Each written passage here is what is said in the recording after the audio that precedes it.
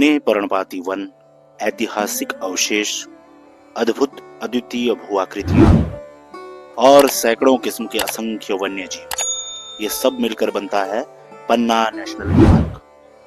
भारत की दूसरी सबसे पुरानी पर्वत श्रृंखला विंध्याचल पर्वत की गोद में बसा पन्ना अपने सपूतों की वीर गाथाओं, अनूठे मंदिरों और हीरे की खानों के लिए दुनिया भर में मशहूर रहा है। स्थानीय किंवदंतियों में पन्ना का संबंध महाभारत से भी जुड़ा माना जाता है। ऐसी ही एक किंवदंती का किरदार है पांडव प्रपात, जो अपने अद्वितीय सौंदर्य के लिए पर्यटकों में बहुत लोकप्रिय है। और इसी पांडव प्रपात के पास ही है पांडवों के विश्राम स्थल। ऐसा माना जाता है कि अपने वनवास के दौरान पांडवों को पन्ना के जंगल इतने भा गए थे कि उन्होंने यहाँ रहकर एक लंबी अवधि बिताई थी। यहाँ के स्थानीय समुदायों का युगों युगों से पन्ना के वनों और वन्य प्राणियों से गहरा नाता रहा है। इन्हीं संबंधों की गवाही देते अनेकों प्राग ऐतिहासिक कालीन शैल चित्र इन वनों के कई स्थानों में देखे जा सकते हैं। हम कितने खुशकिस्मत हैं कि आज भी अपने पूर्वजों की धरोहरों को देख पा रहे हैं। धरोहरों की बात हो और खजुराहो का जिक्र ना हो, ऐसा कैसे हो सकता है। पन्ना से कुछ ही दूरी पर स्थित खजुराहो के मंदिर, जो अपने शिल्प कर्म की उत्कृष्टता का एक नायाब नमूना तो है ही, साथ ही इस बात का भी प्रमाण है कि वन्य प्राणी हमारे जीवन की हर आयाम का एक अहम हिस्सा है। कहते हैं कि अगर आप पन्ना आए और खजुराहो नहीं देखा तो आपकी यात्रा अधूरी ही मानी जाएगी। पन्ना के पहचान को संरक्षित रखने के लिए सन 1981 में पन्ना राष्ट्रीय उद्यान का गठन हुआ था। तब से ही पन्ना को एक श्रेष्ठ वन्य प्राणी रहवास बनाने के प्रयास प्रारंभ हो गए थे। परंतु 10 वर्षों की कड़ी मेहनत और सतत प्रयासों के बाद जब तरह तरह के वन्य प्राणी खासकर बाघ यहाँ आबाद हो गए, तब सन 1994 में इसे टाइगर रिजर्व का दर्जा दे दिया गया। विंध्याचल पर्वत श्रृंखला की गोद में बसे पन्ना के जंगलों ने बाघों की सल्तनत के उतार चढ़ाव के कई दौर देखे, और एक बहुत ही बुरा दौर तो बस 1.5 दशक पहले ही आया था, जब 2009 में पन्ना पूर्ण रूप से बाघ विहीन हो गया था। लेकिन पन्ना वन्य प्राणी प्रबंधकों ने परिस्थितियों और चुनौतियों से हार मानना सीखा ही कब था।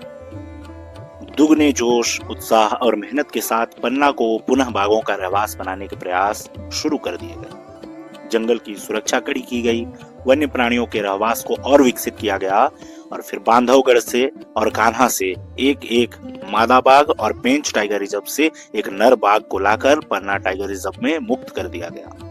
अच्छा सुरक्षित माहौल मिला तो मादा बाघिनों T1, T2 और नर बाघ T3 ने मिलकर पन्ना टाइगर रिजर्व के जंगलों को एक के बाद एक बाघ शावकों की कई सौगातें दी, और आज 80 से ज्यादा बाघों ने पन्ना भूदृश्य में अपना वर्चस्व स्थापित कर लिया है।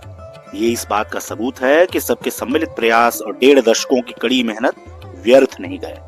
आज पन्ना बाघ पुनर्स्थापना कार्यक्रम की धाक पूरी दुनिया में है। अब देश विदेश के वन्य प्राणी विशेषज्ञ और वानिकी छात्र यहाँ देखने और सीखने आते हैं कि तेजी से बदलती दुनिया में बाघों का संरक्षण कैसे किया जाता है। और इसी उम्मीद से हमारी टीम भी पन्ना प्रशिक्षण के लिए पहुंची थी।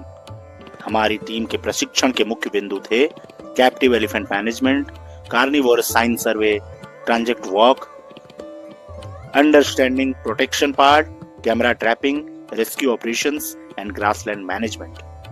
जब हमारी टीम पन्ना पहुंची तो पन्ना प्रबंधन ने खुले मन से हमारा स्वागत किया, और इसके बाद हमारा प्रशिक्षण शुरू हुआ।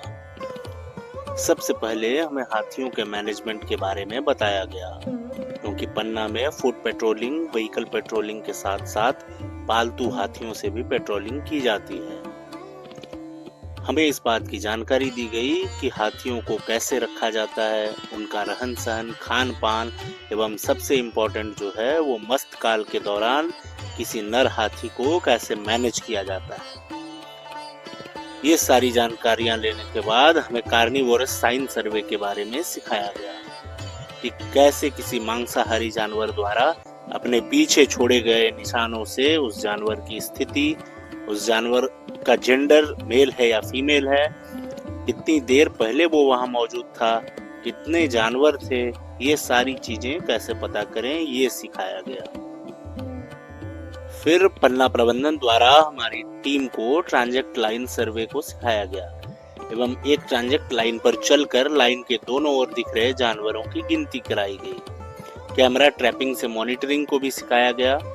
वहां से हमारी टीम को पेट्रोलिंग कैंप्स में ले जाया गया एवं पेट्रोलिंग एक्टिविटीज को समझाया गया, क्योंकि टाइगर रिजर्व्स में बाघों की सुरक्षा एक जटिल एवं सतत चलने वाली प्रक्रिया है। इसके बाद हमारी टीम को पन्ना की रेस्क्यू टीम से मिलाया गया, जहां पन्ना की रेस्क्यू टीम ने हमें जानवरों को रेस्क्यू करने के तौर तरीकों एवं रेस्क्यू के दौरान आने वाली चुनौतियों एवं उनसे निपटने के गुर भी सिखाए। और फिर ट्रेनिंग के आखिरी पड़ाव में हमने किसी टाइगर रिजर्व के सबसे अहम पार्ट ग्रासलैंड्स के डेवलपमेंट और मेंटेनेंस को सीखा। किस प्रजाति के घास लगाए जाएं, वीड्स का इराडिक्शन कैसे हो, ये सब सीखा, क्योंकि ग्रासलैंड्स ही वो जगह हैं जो शाकाहारी जीवों को प्रचुर मात्रा में भोजन उपलब्ध कराते हैं, जिससे कि शाकाहारी जीवों की संख्या में बढ़ोतरी होती है। और किसी टाइगर रिजर्व में शाकाहारी जीवों की बड़ी भारी संख्या का मतलब है मांसाहारी जीवों के लिए प्रचुर मात्रा में भोजन का उपलब्ध होना। मित्रों, बाघ संरक्षण का तो उद्देश्य ही है कि न केवल बाघ बल्कि पूरी खाद्य श्रृंखला और वन्य प्राणी रहवास को सहेजा जाए। पन्ना बाघ पुनर्स्थापना कार्यक्रम का लाभ हमारे राजा बाघ के साथ साथ उसकी प्रजा को भी पूरा मिला। खड़ी चट्टानों और ऊंचे पेड़ों पर लटकते मधुमक्खियों के छत्ते और पूरे जंगल में जगह जगह मिलने वाले मीठे रसीले फल पन्ना के जंगलों को भालुओं की भी पसंदीदा जगह बनाते हैं। एक और विशिष्ट जीव है जिसके संरक्षण के लिए पन्ना प्रसिद्ध है, गिद्ध। पूरे भारत में जब गिद्धों की संख्या में तेजी से गिरावट हो रही थी, तब पन्ना के जंगलों ने हर वो संसाधन उपलब्ध कराया जो गिद्धों के लिए जरूरी थे। और बढ़ती बाघ आबादी के साथ तो गिद्धों के लिए भी खाना भरपूर मात्रा में उपलब्ध रहने लगा। और फिर क्या था, बाघों के साथ साथ गिद्ध भी पन्ना की खास पहचान बन गए।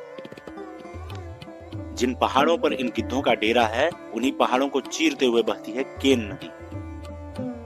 वही केन नदी जो न जाने कितने हजारों सालों से पन्ना के अस्तित्व में एक अहम भूमिका निभा रही है।